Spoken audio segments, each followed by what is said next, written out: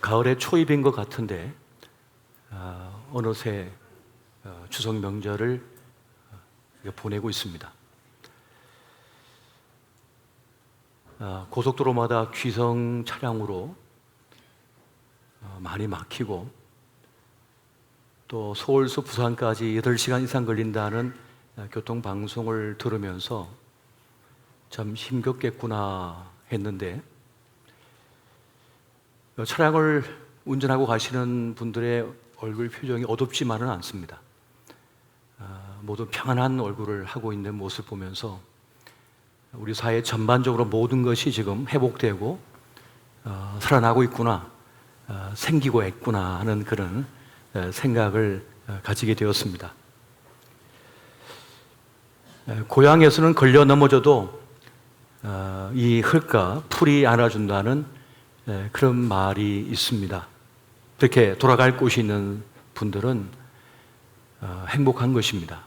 하지만 가고 싶어도 갈 수 없는 고향 상실의 아픔 속에 있는 분들은 어디 한 곳 마음 둘 곳이 없는 것을 보게 됩니다. 우리 교회가 바로 그런 분들의 마음의 고향이 되었으면 참 좋겠습니다. 그렇게 이 땅의 교회는 기댈 곳이 없고 또 세상에 밀려난 이들을 돌보는 마지막 보루가 되어야 할 것입니다. 그리고 우리가 알아야 될 사실은 우리가 마땅히 돌아가야 할 우리의 참 본향은 이 땅이 아니라 저 영원한 하나님의 나라인 것을 결코 잊지 말아야 하겠습니다. 오늘 본문의 말씀을 보게 되면 예루살렘을 향하여 가던 제자들이 우리 주님으로부터 뜻밖의 말씀을 듣게 됩니다. 너희들 가운데 한 사람이 나를 배신할 것이다. 세상이 너희를 미워할 것이다. 조금 있으면 나를 보지 못할 것이고 그리고 또 조금 있으면 나를 보리라. 이런 말씀을 주고 계십니다.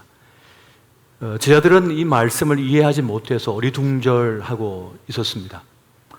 우리는 이미 성경을 읽어서 전후 문맥을 다 알기 때문에 이 말씀이 무엇인지를 알지만은 지금 이 제자들은 도무지 이게 무슨 말씀인가 하면서 눈이 희둥그레졌습니다.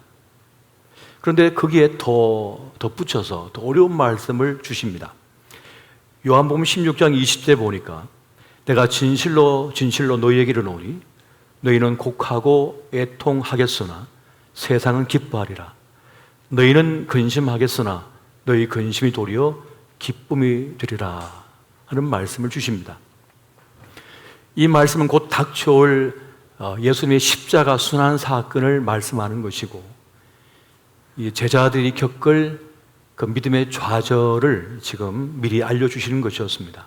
하지만 얼마 지나지 않아서 그 근심은 도리어 기쁨으로 바뀌게 될 것이다. 그렇게 말씀을 주십니다. 우리 주님은 앞으로 일어날 일들을 이미 아셨기 때문에 또 그 역사를 바꿀 수 있는, 변화시킬 수 있는 능력이 있으시기 때문에 이 말씀을 제자들에게 아주 자세하게 그리고 분명하게 말씀을 주고 계셨던 것입니다. 그렇게 오늘 말씀들을 보게 되면 또 성경의 많은 부분들을 살펴보게 되면 우리 근심의 이유는 다른 데 있는 것이 아니라 주님이 함께 계시는가, 주님이 함께 계시지 않는가에 달렸다고 하는 사실을 깨닫게 됩니다.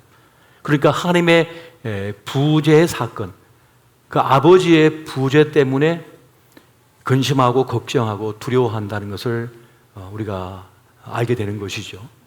근데 그 주님이 우리와 함께 하시면 그 아버지의 부재가 해결되면 함께 하심을 통하여 그 근심이 기쁨으로 바뀌어지게 된다는 그 말씀을 주고 계신다는 것입니다. 주님이 우리와 함께 하심, 또 동행하심은 우리의 기쁨이 되는데 왜 그러할까요? 그 이유를 성경은 명백하게 우리에게 알려주고 계십니다. 먼저는 눈물의 골짜기에 있다 할지라도 주님께서는 그것이 기쁨의 샘물이 되도록 할 수 있다는 것입니다. 시편 84편 6절에 보니까 이렇게 말씀합니다. 그들이 눈물 골짜기로 지나갈 때 그곳에 많은 샘이 있을 것이며 이런 비가 복을 채워 주나이다. 비록 내가 눈물 골짜기로 지난다 할지라도 그곳에 많은 샘이 있어 그 눈물을 닦아낼 뿐만 아니라 우리에게 평강의 평강을 더해줄 거라고 하는 그 놀라운 선언이 지금 기록되어 있는 것입니다. 또 주님은 어떤 분이십니까? 우리의 슬픔의 상복을 벗기시고 기쁨의 나들이 옷을 입혀주시는 그런 하나님이시라는 겁니다. 시편 30편 11절 보니까 이렇게 말씀합니다. 주께서 나의 슬픔이 변하여 내게 춤이 되게 하시며 나의 베옷을 벗기고 기쁨으로 띠띠우셨나이다. 내 슬픔이 기쁨의 춤이 되도록 바꾸어 내시는 분, 나의 슬픔의 베옷을 벗기시고 기쁨의 옷을 입히시는 그분이 바로 하나님이시라고 말씀하시는 것입니다. 할렐루야. 이러한 변화를 설명하시기 위해서 주님께서는 해산하는 여인에 대해서 말씀하십니다. 산모가 아기를 낳기 전에는 정말 극심한 진통에 시달리게 되는 거죠. 마치 죽을 것 같은 그런 고통 속에 놓이게 됩니다. 그러다가 아기를 낳아서 그 아기의 울음소리를 듣는 순간, 그 아기의 얼굴을 보는 순간 그동안의 고생과 아픔과 고통은 눈녹듯이 사라져버리고 기쁨으로 충만해진다는 거예요. 이 기쁨이 너무 커가지고 지난날에 대한 슬픔, 아픔, 상처를 그냥 넘어서 버린다는 거죠. 그렇게 해산하는 여인과 같은 그런 기쁨이 있다는 것을 주님께서 말씀해 주고 있다는 것입니다. 그렇게 주님은 우리의 근심을 기쁨으로 바꾸어 내시는 줄을 여러분 믿으시기 바랍니다. 근심이 변하여 기쁨으로 나아간 이들은 성경에 참 많이 등장하고 있는데요. 그 가운데 오늘 말씀에 자신 있게 제시해 줄 수 있는 인물이 있다면 룻기에 나오는 나오미가 아닐까 하는 생각이 듭니다. 나오미의 그 이름의 뜻은 뭐냐 하면 기쁨, 즐거움이라고 하는 그런 뜻입니다. 하지만 그 이름처럼 이 여인은 살지 못했습니다. 더 행복한 삶을 살기 위하여 기근이 든 베들레헴을 떠나서 모압 지방으로 들어갑니다. 요즘 말로 하면 이민 이주를 하게 된 것이죠. 그런데 그곳에서 남편을 잃습니다. 또 결혼시켰던 두 아들을 잃게 됩니다. 그렇게 며느리 룻과 함께 이 나오미는 베들레헴으로 돌아오게 됩니다. 그가 베들레헴 성으로 들어오자 사람들은 나오미가 왔다, 나오미가 왔다 하면서 환영을 합니다. 하지만 나오미는 그들의 환대에도 불구하고 슬퍼하며 그렇게 말을 하죠. 이제 나를 나오미라 부르지 말고 마라라 부르라. 마라는 뭡니까? 쓴물이라는 뜻이에요. 이제 쓴물 인생이 되었다. 나는 기쁨이 사라져버렸고 쓴 인생이 되었다. 그렇게 그가 스스로 고백하는 것입니다. 부모님이 지어준 이름대로만 살아도 성공한 인생이다라는 말이 있습니다. 우리 부모님이 우리를 낳을 때 기대를 가지고 정성을 기울여서 좋은 이름을 그렇게 지어줍니다. 그 지어준 이름의 반만이라도 살면 그래도 성공한 인생인데 그 이름 값도 못하고 이름대로도 살지 못하는 그런 인생이 될 때가 참 많습니다. 나오미는 자기 이름대로 살지 못한 자기를 한탄스러워하면서 그렇게 말하라 불러라 그렇게 지금 말하고 있는 것입니다. 그런데 우리가 룻기를 자세히 읽어보면 그렇게 썸물 인생이 되었던 나오미가 그 자기의 이름을 회복하는 역전 인생이 된 것을 우리가 보게 됩니다. 그래서 어떻게 된 일일까요? 그가 어떻게 그 슬픔의 베옷을 벗고 기쁨의 나들이 옷을 입게 된 것일까요? 그 룻기는 그 내용을 아주 자세하게 기록해 주고 있습니다. 그 역전의 인생이 될 수 있었던 첫 번째 단초는 무엇인가 하면 나오미가 베들레헴으로 돌아오고자 작정한 것에서부터 시작되고 있습니다. 자기는 지금 슬프고 아프고 고통스러운 상황 속에 있는데 저 베들레헴이 하나님의 은혜를 입었다고 하는, 자기 고향이 하나님의 은혜가 임했다고 하는 그 소식을 듣고 이제 그는 내가 아버지께로 돌아가리라, 내가 이제 주님께 돌아가리라 라고 하는 선언을 하고 이제 작정을 했다는 것입니다. 여러분, 변화는 어디서 일어납니까? 역전은 어떻게 시작되어집니까? 바로 돌이킴에서 시작되어집니다. 지금 가던 길을 멈추고 다시 주님께 자기 시선을 돌이키고 돌아갈 때에 변화, 역전은 일어나게 된다는 것을 우리에게 말씀해 주고 있는 것입니다. 여러분, 이 세상에는 완전해 보이지만 완전한 것은 없습니다. 사람도 그렇고 일도 그렇습니다. 완벽하고 완전한 것은 없습니다. 이것이 좋으면 반대로 안 좋은 것이 있어요. 장점이 있으면 반드시 단점이 있게 마련입니다. 어려운 일을 피해서 다른 곳으로 갔는데 또 다른 어려움이 도사리고 있는 겁니다. 직장에서 너무 괴롭히는 상사가 있어가지고 내가 저 사람 이제 그만 봐야지 하고 이직을 해서 딴 직장 갔더니 그게 더한 사람이 버티고 앉았어요. 뭐 피하다가 뭐 만난 꼴이 된 그런 상황이 된 것입니다. 그렇게 여러분, 우리 세상에는요, 하나님 외에 완전한 것은 없습니다. 하나님께서 행하신 일, 주님께서 이루시는 것 외에는 완벽하고 완전한 것은 없다는 것입니다. 그렇게 하나님 외에는 내 아픔도 내 슬픔도 치유하시고 씻어줄 분이 없다는 것입니다. 아무리 내 아픔과 슬픔을 얘기해 줘도 그 누구도 내 마음을, 그 슬픈 마음을 위로해 주고 해결해 줄 사람은 없습니다. 조금 슬픔을 가벼워지는 건 있을 수 있지만 그것을 해결해 줄 수는 없다는 것입니다. 하지만 어찌하든지 그 절망의 자리, 어둠의 터널에 갇힌 듯 막막한 자리에서 우리는 나오미처럼 하나님을 바라볼 수 있어야 할 것입니다. 주님을 바라보고 주님을 향할 때라야 그때 내 안에 놀라운 하나님의 역사가 나타나기 시작한다는 것입니다. 여러분, 과거의 아픔과 수치스러운 일들이 있을 것입니다. 상처가 있을 것이에요. 그것을 하나님 앞에 내놓으면 그때부터 하나님의 치유하심이 나타나기 시작합니다. 어떤 사람도 남루한 시간이 없는 사람이 없습니다. 어떤 사람도 부끄러운 때가 없는 사람이 없습니다. 지금은 멋져 보이고 대단해 보이지만 지난날 남루했던 시간들이 있었습니다. 볼품없던 그런 시간들이 있었다는 것이에요.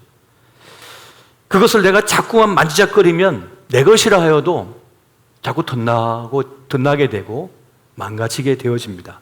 하지만 하나님께 맡겨드릴 때 우리가 도무지 헤아릴 수 없는 방식으로 우리 눈에 보이지 않는 하나님의 손길로 우리를 만지시고 고쳐내시고 그렇게 해결하심을 여러분 믿으시기 바랍니다. 그것이 바로 우리가 믿어야 할 부분인 것입니다. 우리는 하나님께서 지금 행하시는 일들, 그 은밀한 일들을 알 길이 없습니다. 어떻게 작용하시는지, 어떻게 작동하시는지, 어떻게 이루어가시는지 알 길이 없어요. 내가 지금 어느 선상에 서 있는지는 하나님만이 아십니다.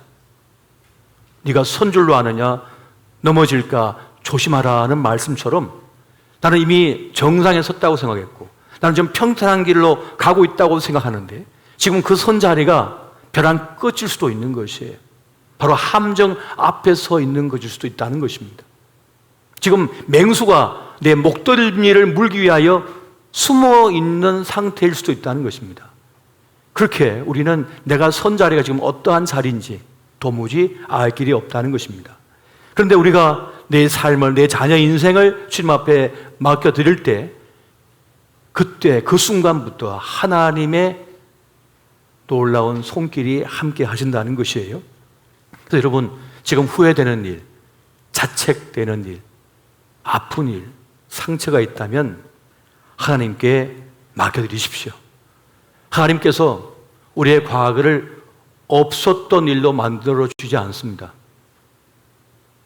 우리 기억 속에서 그걸 지워버리지 않습니다. 여전히 그 일은 있는 거예요. 여전히 그 상처가 있는 거예요. 그 실패의 시간이 있었던 거예요. 그런데 중요한 것은 오늘 주님께서 우리의 마음을 만지시고 우리 삶을 만지실 때에 그 과거를 해석하는, 바라보는 시선이 달라집니다. 그래서 바라보는 마음이 달라져 버리는 거예요.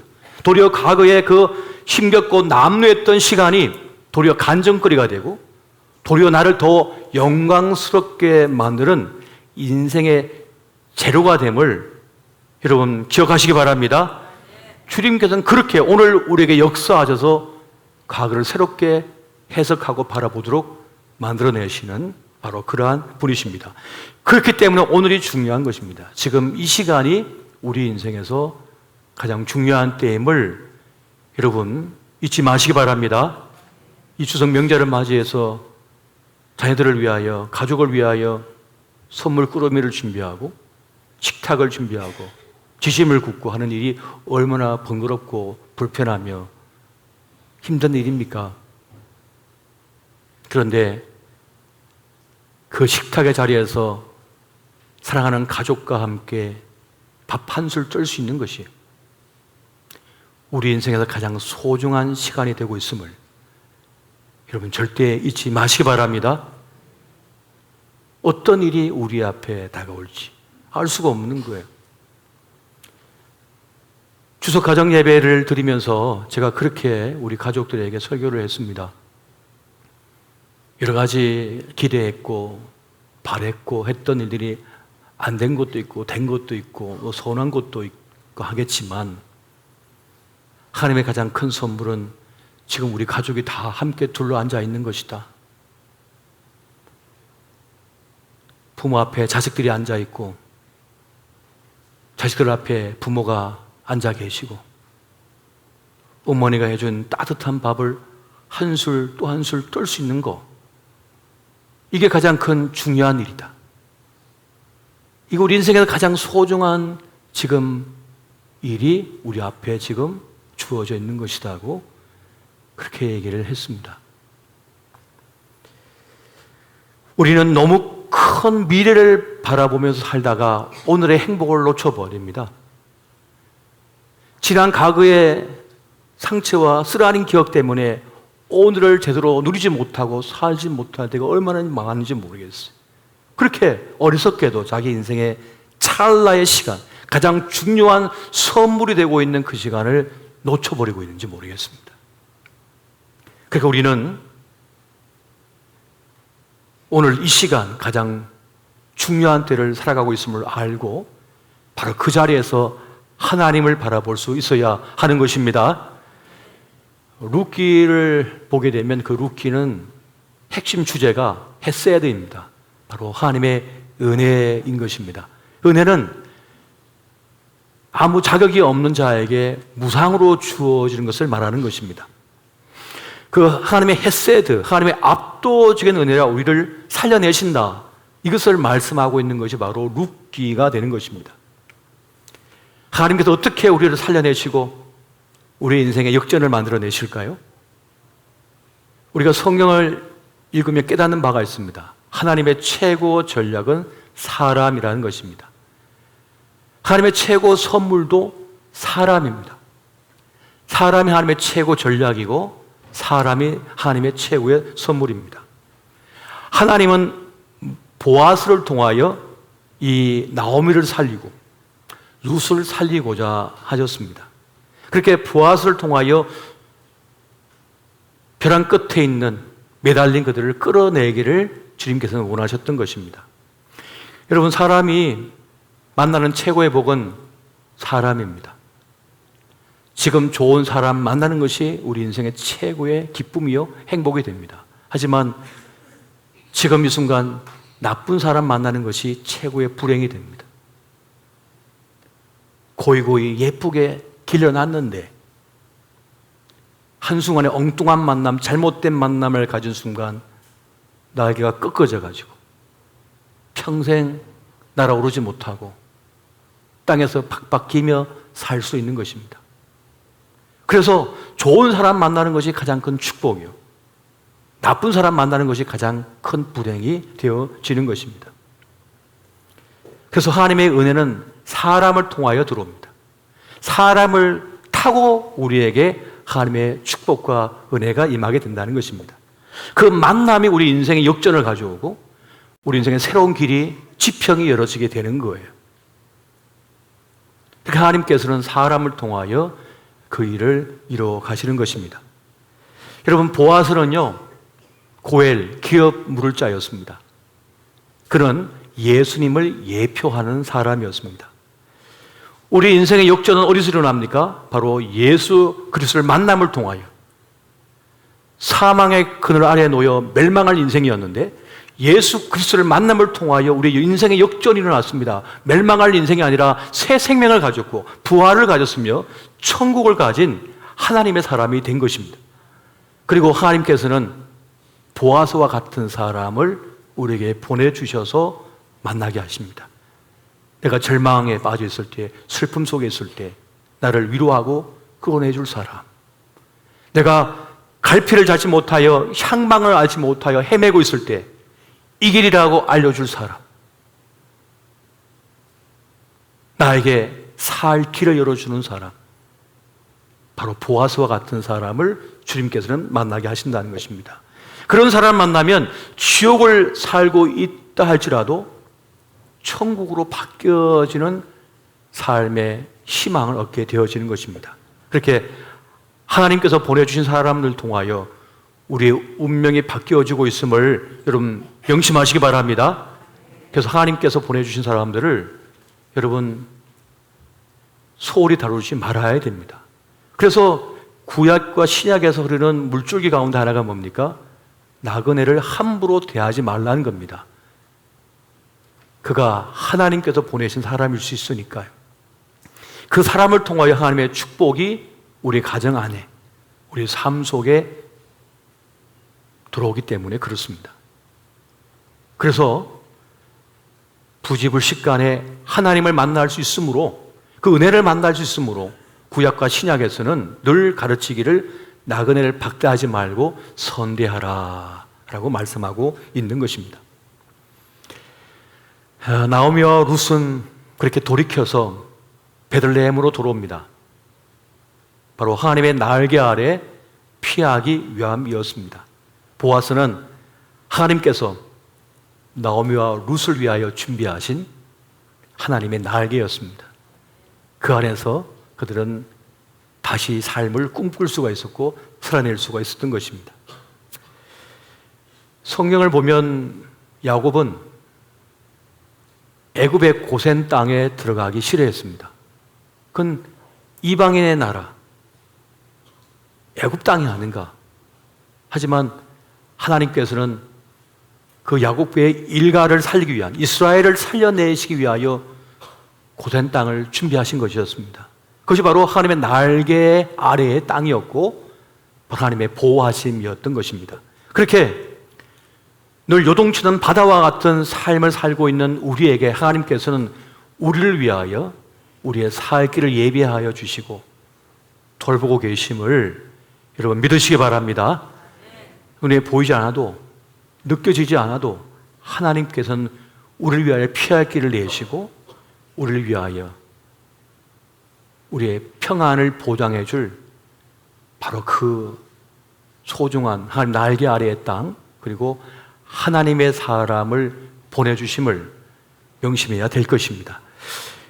그렇게 나오미와 룻이 베들레헴으로 돌아온 순간부터 놀라운 스토리가 계속해서 펼쳐지게 됩니다. 그런데 그 계속 우연을 타고 들어와요. 계속 우연이 반복되어져요. 그런데 그 우연 속에는 필연이 있습니다. 그러니까 실제로 성경에는 필연만 있지 우연은 없는 것이거든요. 이 룻이 시어머니 나오미를 섬기기 위해서, 보살피기 위해서 이삭을 죽기 위하여 들로 나갑니다.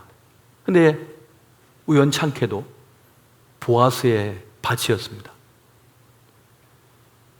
그리고 우연찮게도 그곳에서 보아스를 만나게 됩니다. 계속 우연히 반복되어지고 있어요. 그런데 이것은 우연이 아닙니다. 하나님의 계획하심이었어요. 하나님의 완벽한 타이밍에 지금 이 일들이 펼쳐지고 있었던 것입니다. 여러분, 누구든 광야 같은 인생을 살아간다고 합니다. 여러분, 광야는 어떻습니까? 심어도 소출이 별로 없어요. 심어도 잘 일이 되지 않아요. 땀을 흘리고 수고를 해도 거두는 게 별로 없습니다. 우리 아이들을 얼마나 우리가 학원 보냈습니까? 얼마나 공부시켰습니까? 도대체 몇 년을 공부시킨 거예요. 그런데도 살기가 쉽지가 않습니다. 시집장가 보내기가 얼마나 어렵습니까? 시집장가 보내도 걱정투성이에요. 마음을 놓을 수가 없어요. 이것이 바로 광야입니다. 심어도 소출이 별로 없는 땅, 그 인생을 우리가 살아가고 있습니다. 룻이 그 밭에 나아가 이미 추수가 끝나고 떨어진 이삭을 줍고 있는데 남이 다 훑고 지나간 그 뒤를 쫓아가면서 이삭을 줍고 있는 것이 이 땅의 인생들의 모습입니다. 이미 힘있고 능력 있는 자가 다 훑고 지나간 그 뒤를 쫓아가면서 줍는 것이 우리 인생들 아닙니까? 그래도 많으면 좋을 텐데 쉽지가 않은 것이 우리의 인생입니다. 그런데 하나님께서는 광야의 백성을 어떻게 먹이셨습니까? 땅의 것이 아닌 하늘 만나로 먹이셨습니다. 그 만나로 그들을 살려내시고 보호하셨던 거예요. 여러분, 만나는 출애굽기에만 내리는 것이 아닙니다. 오늘 이 시대, 이 21세기에도 하나님께서는 자기 백성들을 위하여 만나를 내리고 계심을 여러분 믿으시기 바랍니다. 룻이 이미 추수가 끝난 그 밭에 나가 이삭을 주울 때 주어도 한계가 있잖아요. 여러 사람들이 이미 훑고 지나가고 또 그 다음날 또 나왔는데 얼마나 남아있겠어요? 그런데 주울 때마다 너무너무 많은 이삭들이 떨어져 있는 거예요. 알곡들이 떨어져 있는 거예요. 어떻게 된 일입니까? 보아스가 일하는 소년들에게 말하기를 추수한 그 집단에서, 그 추수한 곡식단에서 빼서 내려놓아라. 그러니까 룻이 가는 곳마다 가득가득 떨어져 있는 거예요. 이것이 만나가 아니고 뭡니까? 나는 심지도 않았고 추수도 하지 않았는데 그냥 땅에 떨어져 있는 거 죽기만 했는데 다 내 것이 되고 내 자리에 채워지는 은혜인 거예요. 이것이 하나님께서 주시는 만나인 것을 우리는 결코 간과하지 말아야 될 것입니다. 하나님은 어제도 오늘도 우리 삶을 붙들고 계심을 여러분 기억하시기 바랍니다. 주님이 더 붙들고 계시기 때문에 안 넘어진 거예요.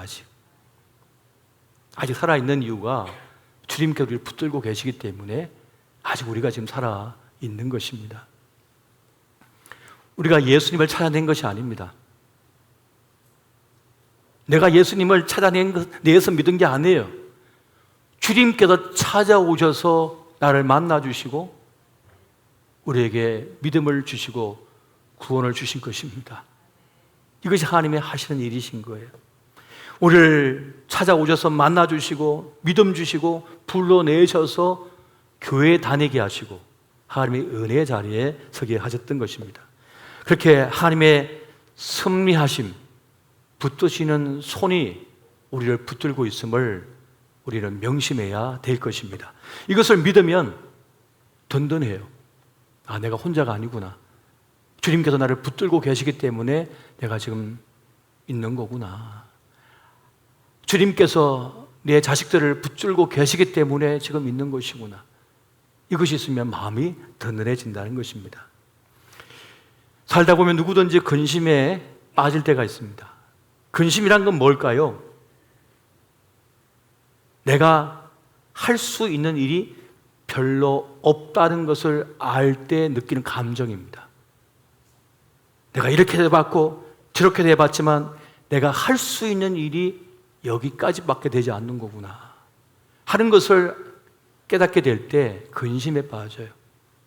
불안감에 사로잡히게 되는 것입니다. 그러면 사람은 깊은 무력감과 좌절감 속에 빠지게 되어 있습니다.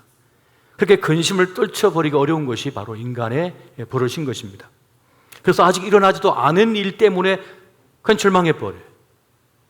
우리의 수험생들 이제 수능이 얼마 남지 않았는데요, 벌써 두려움 속에 사로잡힌 아이들이 있을 거예요.